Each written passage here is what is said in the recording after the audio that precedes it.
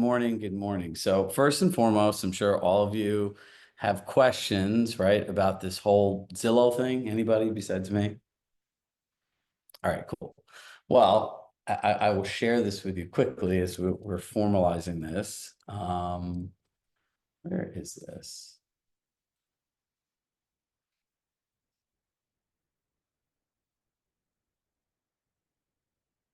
So for all of you here, need not fear. We have built an entire playbook on the shift in the marketplace, objection handlers. There's a table going in there. So I wouldn't worry too much about this, right? I believe this is something we'll share with everybody because this is a really big shift in the industry. I personally don't believe that websites sell properties. I think people do, right? The data says 88% of homes are sold with an agent. So if they're not on one website, do you think consumers are just going to say, you know what, I'm only going to find my home on Zillow. Like, let me not look on another website. No, that's not how people think. People actually go to multiple portals because the properties are displayed differently, right? And then for all of us, it's understanding this one really important concept. Once you put your property live on the market, on any third-party site, if you get the pricing wrong, your client is screwed. Does anyone else understand how important that is? Right? There are no two first impressions. So yeah, on one side, you have the most trafficked website in real estate. As Robert said, there's 200 million people that go on there and 4.2 million people that actually buy homes every year. So a lot of the people are looking, right? But if you strip this down, public price drops, days on market, the person that gets the inquiry on your website is a stranger that's never been in your home, right? And there's a list of other things that actually play a factor into this. Now, on the other end, when you do three-phase marketing, it actually is a much more thoughtful approach if you know how to do it the right way. Make sense? Did you guys feel a little better now that I showed you that we have all this cool stuff like already made? My buddies at corporate companies are like, hold on, you already have a whole training made? I'm like, yes, the whole thing is done, right? Because eventually you get to this place where you realize that everything you do follows a framework, right? And I think the beauty of what we have here with all of us is we have a framework, we have a process, and it's only getting better, right? All right, so let's get into our session for today. Preparing for the pitch. How many people ever wondered, like, what the hell do I put in my listing presentation? I spent many years of my life as an agent wondering the same exact thing. Going to training after training after training. I'm like, what do I do? What do I say? How does this work? Doesn't make a lot of sense. So we're going to take the ambiguity out of this for you. So this really sets the stage for a successful partnership. Now, here all the different components, right? From your collections for comps to the listing book, right?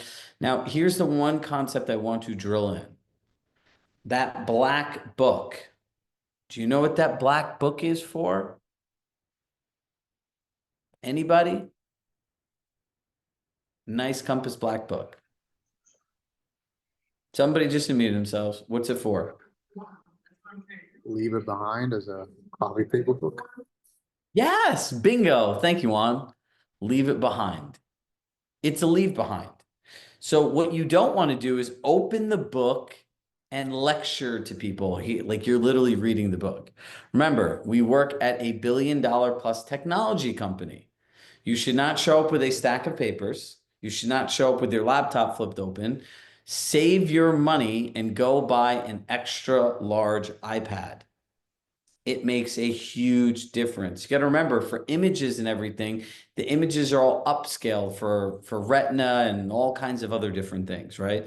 Things look much better on an extra large iPad than they do a computer screen, a phone, or a printed piece of paper.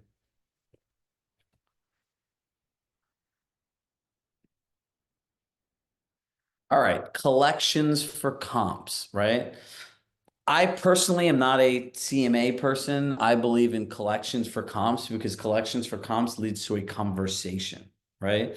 A CMA, when we tell people to put it in, they feel like it's the right thing to do. It is a lot of data. What do you think the statistical probability of somebody that's not in Silicon Valley, that's a computer nerd, reading all of that data and even understanding it? I've had people prepare me a CMA before. I'm like, I don't want to read this. This looks like a lot of work, right? So here's what you want to do. 3 active, 3 contract, 3 sold. Pretty simple, right? And so you really want to showcase your expertise, right? What does that mean? Science, observation, inference. And observation is anyone can read the data. And inference is your unique perspective as a professional based on the data. Now, you want to send it to the client in advance, right? So they have time to review it. Now, here's the cool part about showcasing your expertise. There are things on properties on the MLS like agent only remarks, right? Those are great things to share in the showcase of your expertise. Many of you go on caravan tours and in limited inventory markets. How many people are in a limited inventory market? Most of you, right? So that means, generally speaking, is it safe to assume that you've seen many of the properties that are on the market? Yes. So you're able to give a different insight to the property than most people are, and you're able to provide it in a way that it's called customer collaboration, right? The way that you provide customer collaboration is you invite them into the conversation, right? So their questions to you are a layer down than just going through the data. Make sense? Now, I want to point some things to highlight, right? So when you go to the sold, you're going to want to highlight the days on market, list price to sales price, and sales price, and like let them know those are the 3 key indicating numbers. Now, if you look at properties have gone in contract, if days on market are staying flat, that means generally speaking, the prices are similar, right? If days on market are going up, depending on how many, it could be becoming more negotiable for buyers. If days on market are going down, then effectively that means that it becomes more of a seller's market, right? Does that make sense, everybody? Does anyone have any questions? Could you just repeat what you said were the 3 data points that are the most important? Yep. Please. Days on market, list price to sales price, what a seller wanted versus what a buyer is willing to pay,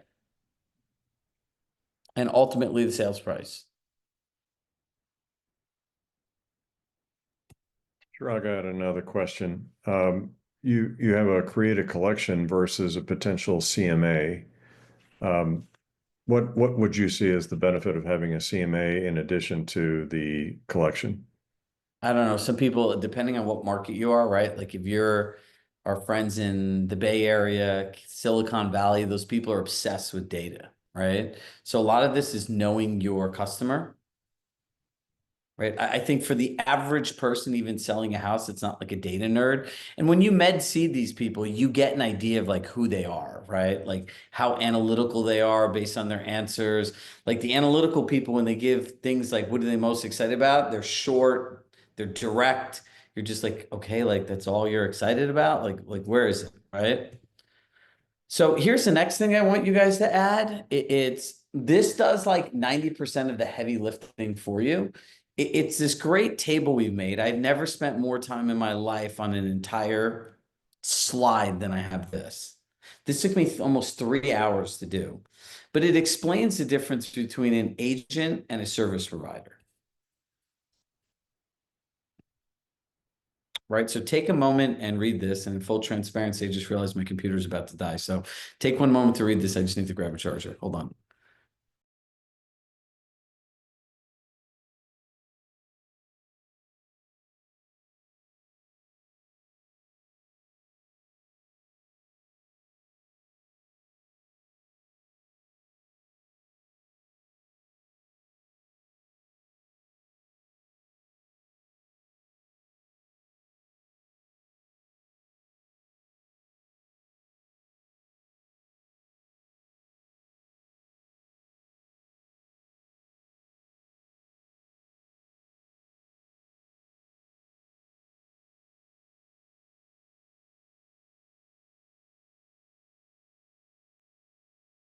By the way, doesn't 60 seconds in silence seem like a very long time? So do you see the beauty of this table right here? On the left side is what everybody else does and that discount brokers generally offer. On the right side is all the unique things that you offer. So if you're able to add this into your book, and we'll build this into a listing presentation insert, you just literally ask the client, you're going to say, hey, there are two types of agent relationships. Please take a moment and read this over, and based on your goals and expectations, unique situation, let us know which type of agent relationship you're looking for. This eliminates all of these things on the right side are things that you all normally would say, correct? But why do you have to say anything? Let them read it. When they read it, they internalize it. It's their thoughts, and they'll be able to highlight which ones they want that are important to you. Make sense? This amazing Compass One graphic, right? This is literally what you offer anytime, anywhere, any device, any detail about your transaction. Yes, I'm saying you should 100% include this into your listing presentation, right? So this is another thing that you want to prepare. We'll teach you how to use these things, what to say, but the goal of today is understanding what goes into your listing presentation and how to be prepared. A marketing calendar, right? You'll want to put in a generic calendar, but from there, you're going to want to tell them that you'll customize this, right? You know, high-end luxury makes everything feel like it was built for you. Correct?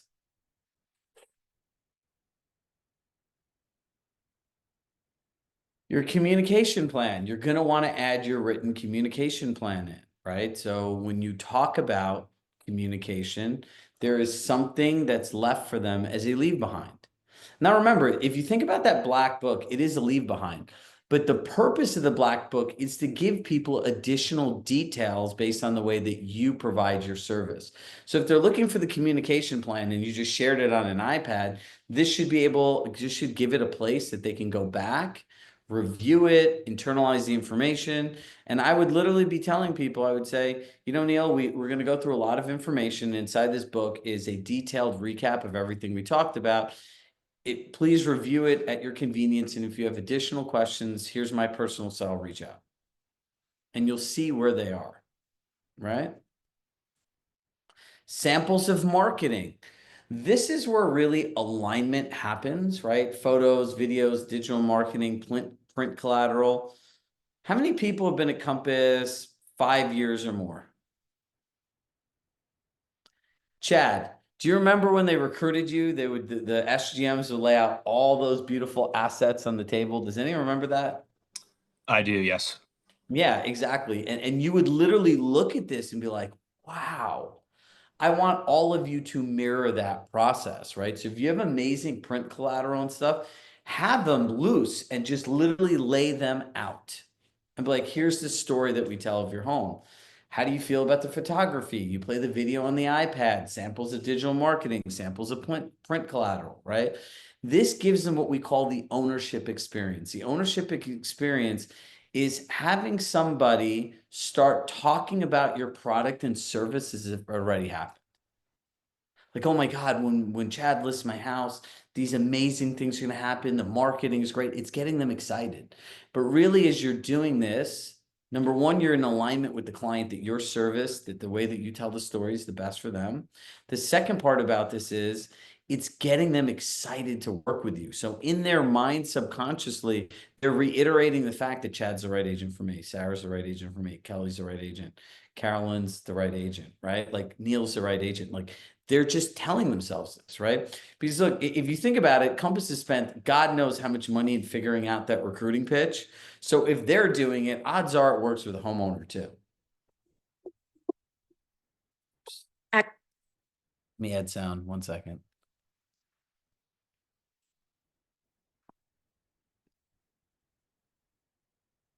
At Compass, we utilize artificial intelligence to instantly and seamlessly create a marketing video of your property. In just minutes, we can then launch a digital advertising campaign on our ad platform across Facebook, Instagram, and Google, targeting the ideal buyer for your home. We're able to measure the results on our proprietary insights report, allowing us to see how many online showings we've had, exactly how long buyers are spending viewing the listing, and where they are located, down to the devices they're searching on. This allows us to further target and pinpoint the right buyers for your home. Compass technology gives us back the time we need to provide our clients with the most seamless experience, from preparation to closing. A Compass agent, a smarter way to sell your home.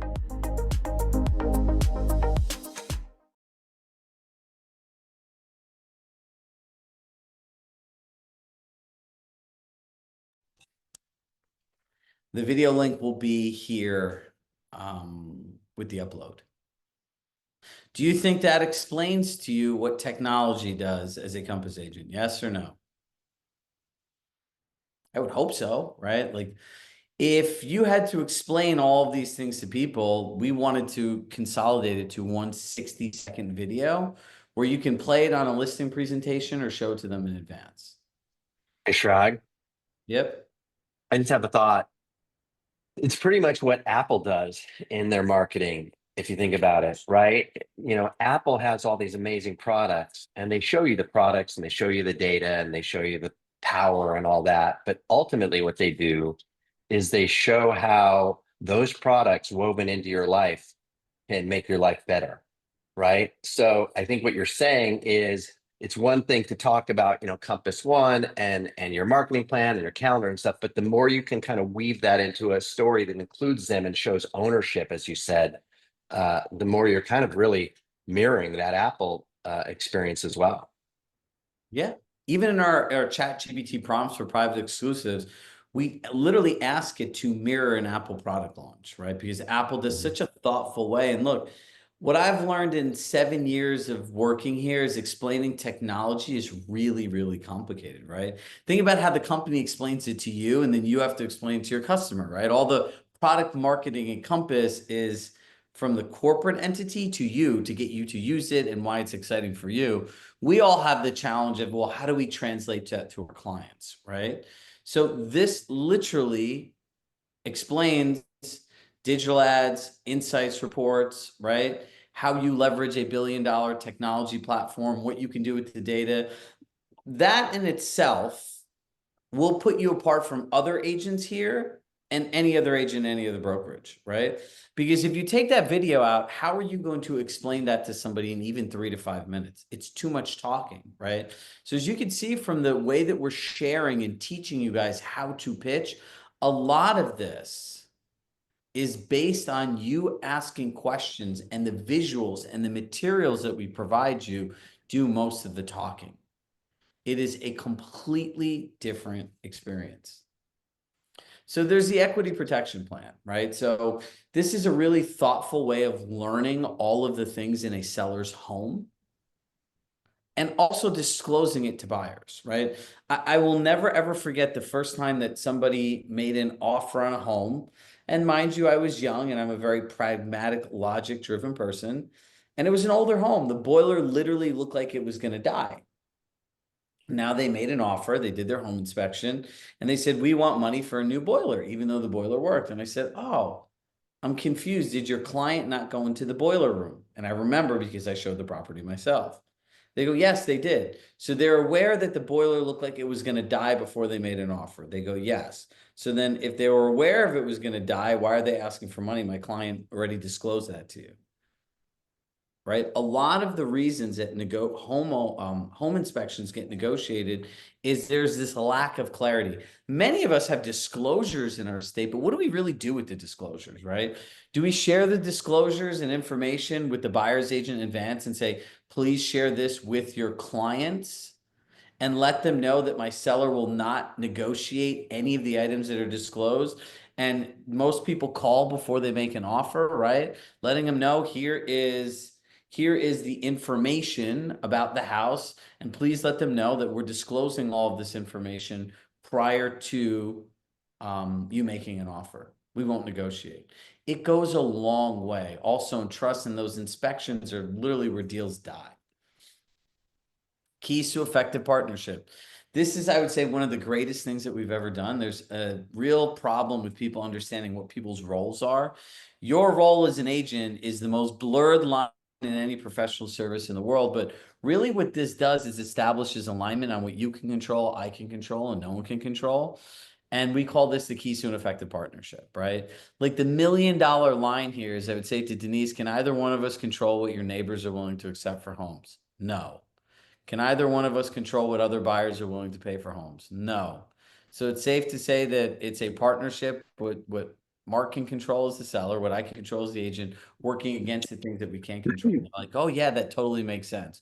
So now you use this before you go into positioning their home on the market, right? Anyone that's going on a listing appointment this week, don't say pricing, don't say CMA, say before we discuss how we're going to effectively position your home on the market together. That one word positioning changes everything, right? Mark, thanks for dropping the YouTube link. And we're going to give you the raw video. We don't want you to send people to our YouTube page. We encourage you to download the video, start with just using the video on your own. But then I would make my own intro and my own outro to it, right? Like, hey, it's Mark. One of the questions that people ask me all the time is, how does a $1 billion technology platform leverage me? Two things, Shrug. The YouTube video was a link to Mr. Who's the Boss, who goes over how Apple presents its products at its big events. And then number two is, do we, like, these are really impressive and powerful slides. Do we have pre-made slides like this anywhere in Marketing Center or any? So in our Compass One integration, we're putting these all into Marketing Compass Center. One. All of these Got are it. made as PDFs that you can upload, and we're going to give you all the slides from today as well. Right. Thanks. We want you to have everything. There's no like gatekeeping here. Now, client experiences. Let me share something with you.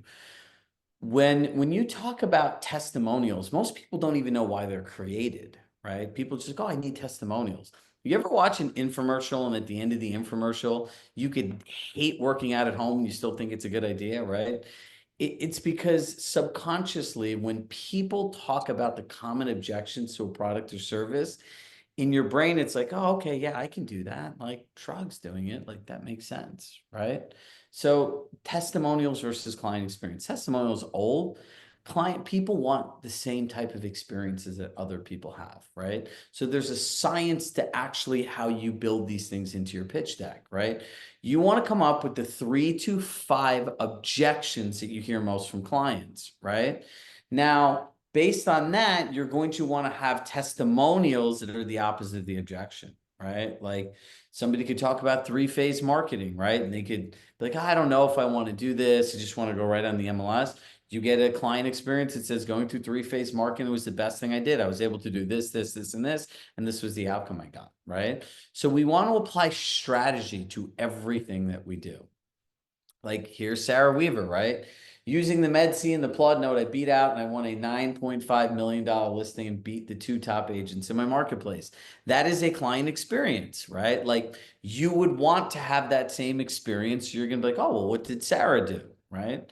Well, she used the Plod Note. She used our MedC process. So these are all things that we all can do, right, Sarah? Sarah, smile. This is a good thing. There we go. So let's break this down, right? So you're going to want to put in a about us, like an about Compass. Do not put 14 pages in there. Remember, no one wants to read a novel. Some information about yourself and your team, and do not make it like Shrug went to college in this and has an astute, what do some people say? And their true passion lies in people finding their dream home. He's been a member of the community for 15 years and really cares about advocating for his clients and getting them like, who cares? Nobody wants to work with that, right? Like humanize your bios, put them all through ChatGPT and say, I need to humanize this so people actually know who I am, right? People choose people, right? Like, you know, like if you look at my bio, even as a coach, it's like, you can tell that I'm like a happy, energetic. I want everyone to be happy. I believe that people should have a business that fits into their lives and things operate on systems. Like, you start going into agents, it's like, who are you? Right? Because I guarantee you the way that people experience you is not the way that you're presenting yourself online. Actually, a matter of fact, in one-on-one coaching, I've almost rewritten every client's bio I've ever worked with. Now, if you don't know where to get started, I would put a bunch of your testimonials into ChatGPT, right? And say, learn all of these testimonials. Then I would say, ask me 5 to 10 questions about me, and between the two, create a bio that humanizes me that people can connect with. Done. Right? They just had a new ChatGPT upgrade or update. I call it an upgrade, that it now remembers all of your chats, all of your threads. And it's like, oh, I'll write this in your voice. But Shrug, how does it know my voice? Simple. I need you to ask me as many questions as you need to understand my business, my brand, my voice, so that you can most effectively write in a way that sounds like me. This is all available out there, but the reality is no one's figuring this out and handing it to people. So this is your entire roadmap. The one thing that you all have to make for yourselves is a seller timeline, right? So it is really important. Like when you have first-time buyers, this always really bothered me. If you have first-time buyers, they get this whole, here's your consultation, here's your roadmap. And most agents feel that because somebody bought a house, they know how to sell a house, right? And so they miss out on that whole timeline. Build out a timeline and put it into your listing presentation. And the client experiences should come in the end, right? So now I want you guys to go through each document, start to familiarize yourself with them, and download the tech video, and I would personalize it. So for everyone with the Compass One integration, we're, bless you, Leslie, and bless you. We are actively working through this. Our date is like around like the 1st or 2nd week of May at the latest. But just so you understand, we have to finalize all these materials, make all the changes from 3-phase marketing, make all the changes from Zillow. Then we have to build out the entire timeline. We have to connect each document, each script, each email template to the timeline. Then we have to add in all the links to the marketing center assets. And then a human being one by one has to add all of you to those documents. So it is a massive project. And once you get into these projects, you realize why no one has ever done this. And then once that is set, we will be able to train you on the exact system, right? So there'll be supplemental trainings, like a bonus course for all of us that want to know how to use it for buyers and sellers. Chad had asked about a prompt. You can use ChatGPT to ask you 5 to 10 questions for anything, right? So it would say, ask me 5 to 10 questions, and the key is saying one by one, so that you can understand my voice, my business, my ideal client, so that you can most effectively write in my voice going forward, right? So does anyone want like of ChatGPT hacks, right? You give it a prompt, like I need you to do this. Then it's just going to give you some answer. And then after, you're going to say, ask me 5 to 10 questions one by one, so you can customize the answers to my unique goal. It's like magic. Try. Yep. Real quick story. So I just got a listing in Brentwood, co-listing with Alex Front Course, and at $5.2 million listing. And Alex is a novelist, so she said, "Let me take a stab at the at the copy, right? Writing the description." I said, "Sure." I go, "But do you know about the Compass AI?" She goes, "Yeah, I know, but I haven't used it." So I said, "Try it." So she pushed the button, she did it. She goes, "You know what I'm going to do? I'm going to take my writings and the chat and kind of meld it together." So she did that, and she sent it to me. She goes, "What do you think?" I grabbed that, I put it in ChatGPT. I said, "Rewrite this in the tone of the New Yorker." And my clients are really sophisticated. They're very like literary and all this. And it came out so amazing. And we send it to the client. They go, "We absolutely love this." And it was just ChatGPT. Yep.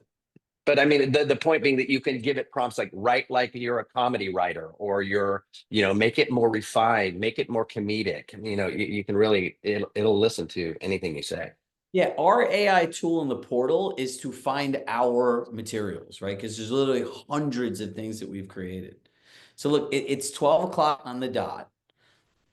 Go over to the accountability session. We will upload these documents and everything that we shared here with the video. Start using that Compass Tech video. It works like magic.